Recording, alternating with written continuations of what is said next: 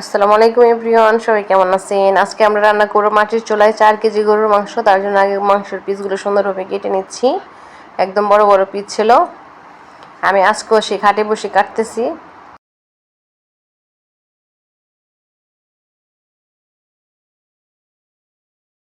যাই হোক, এটা আমার কাটাকাটির খাটই, এই জন্য সমস্যা নাই।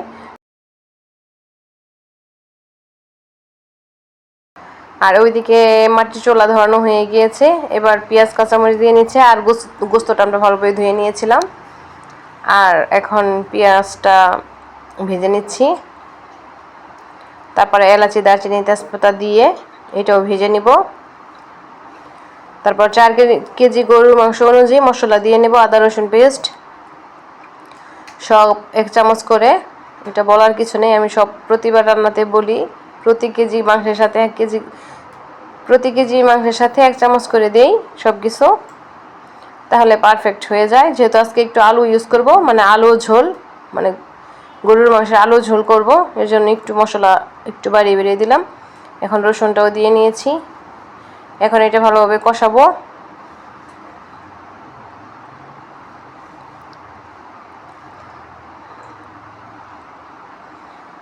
দেখতে পাচ্ছেন মোটামুটি কষানো হয়ে গিয়েছে। এবার শুকনো মরিচ, তারপরে হলুদ, ধনিয়া, জিরা এগুলো সব কিছু দিয়ে নিব। এটা সুন্দরভাবে কষিয়ে নিব। এখানে আমি ঝালটা একটু বাড়িয়ে দিলাম, যেহেতু এখানে আলু ইউজ করব।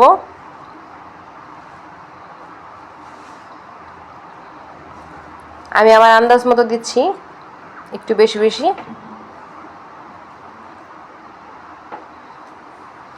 এবার মশলাটা সুন্দরভাবে কষিয়ে নিব। আর লবণটা দিয়ে নিচ্ছি স্বাদ মতো।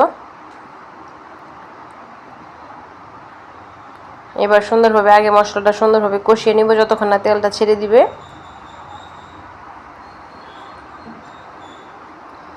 এই তো দেখতে পাচ্ছেন আমার মোটামুটি লাল লাল হয়ে আসছে, তেলটা ভেসে আসছে উপরে। এবার যে মাংসটা দিয়ে নেব, দেখতে পাচ্ছেন একদম প্রপারভাবে মানে মশলাটা আমি কষিয়ে নিয়েছি। আর মাটির জাল তো একদম অনেক বেশি হাই হয়। কালারটা একদম ঝাল ঝাল লাল লাল হয়েছে। মাংসটা খেতে ভীষণ মজা লাগবে এরকম লাল লাল গোস্ত, মানে ঝাল ঝাল। এবার মাংসটা দিয়ে নিলাম।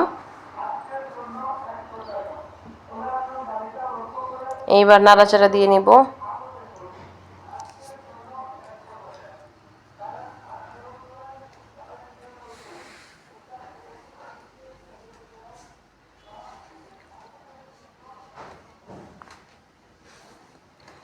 সমস্ত মশলার সাথে মাংসটা সুন্দরভাবে একদম মানে নাড়াচাড়া দিয়ে মিশিয়ে নিলাম।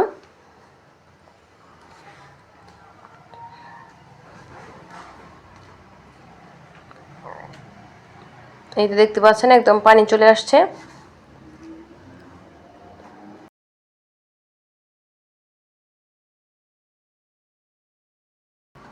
এখানে জিরা গুঁড়োটা দিয়ে নিলাম। এখন নাড়াচাড়া দিয়ে মিশিয়ে নিব।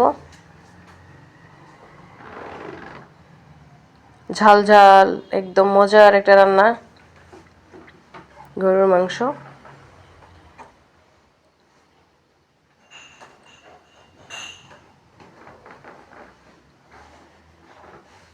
এবার আমি আলু কেটে নিচ্ছি আলাদাভাবে, কেটে নেওয়া হচ্ছে।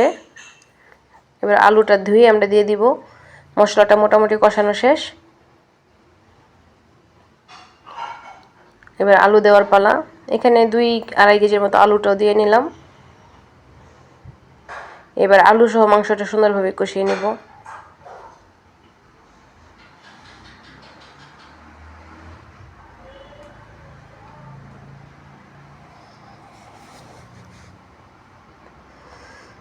এটা মোটামুটি কষিয়ে নেব। কষানোর পর পানি দিয়ে নেব। এখানে গরম পানিটা ইউজ করব।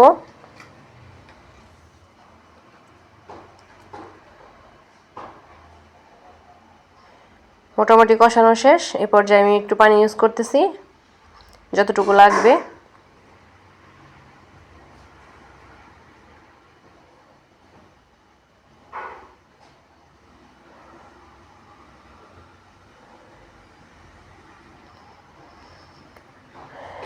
এই তো মোটামুটি রান্না করতে করতে অনেকটুকু পানি শুকিয়ে নিয়েছি। এবার রান্নাটা হয়ে যাবে। আমরা রান্নাটা নামিয়ে ফেলেছি। আর এইদিকে একটু পোলাও রান্না করা হচ্ছে, তার জন্য পেঁয়াজটা ভেজে এখানে 3 কেজি বা 3.5 4 কেজি চাউলের পোলাও রান্না করা হচ্ছে, তার জন্য সেই অনুযায়ী আমি 8 কেজি পানি দিয়ে নিলাম। আর চালটা ধুয়ে নেওয়া হয়েছে আগে। এখানে এলাচি, দারচিনি, তেজপাতা, পেঁয়াজ ভাজা আর আদা রসুন দেওয়া হয়েছে। পানিটা একদম বলক চলে আসছে, এবার চালটা দিয়ে নেওয়া হবে। চালটা জড়িয়ে রাখা হয়েছিল আগে পানিটা।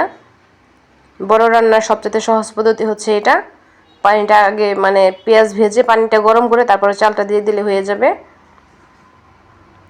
এই যে দেখতে পাচ্ছেন আমার মোটামুটি পোলাওটা হয়ে গিয়েছে, একটু নাড়াচাড়া দিয়ে নিলাম।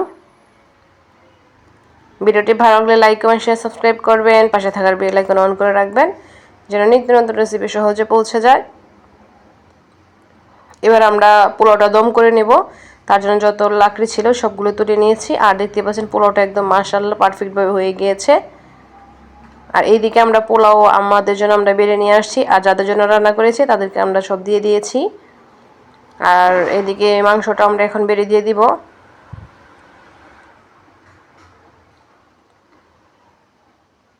আমাদের পিসগুলো রেখে মানে আমাদের যতটুকু লাগবে তরকারি রেখে আমরা সবটুকু তাদেরকে দিয়ে দিয়েছি। আশা করছি ভিডিওটি খুবই এনজয় করেছেন। আজ এই পর্যন্তই, সবাই ভালো থাকবেন। সবার সুস্বাস্থ্য কামনা করে এখানে বিদায় নিয়ে নিব। দেখা হবে নেক্সট কোনো রান্নার সাথে, মজার মজার খাবার আইটেমের সাথে। আর কিছুটা হলেও বড় পাকের আইডিয়া হয়েছে ইনশাল্লাহ।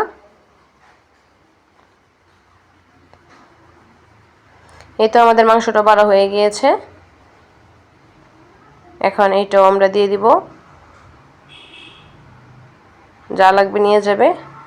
আজ এই পর্যন্ত, সবাই ভালো থাকবেন। আসসালামু আলাইকুম ওয়া রাহমাতুল্লাহি ওয়া বারাকাতুহু। আল্লাহ হাফেজ।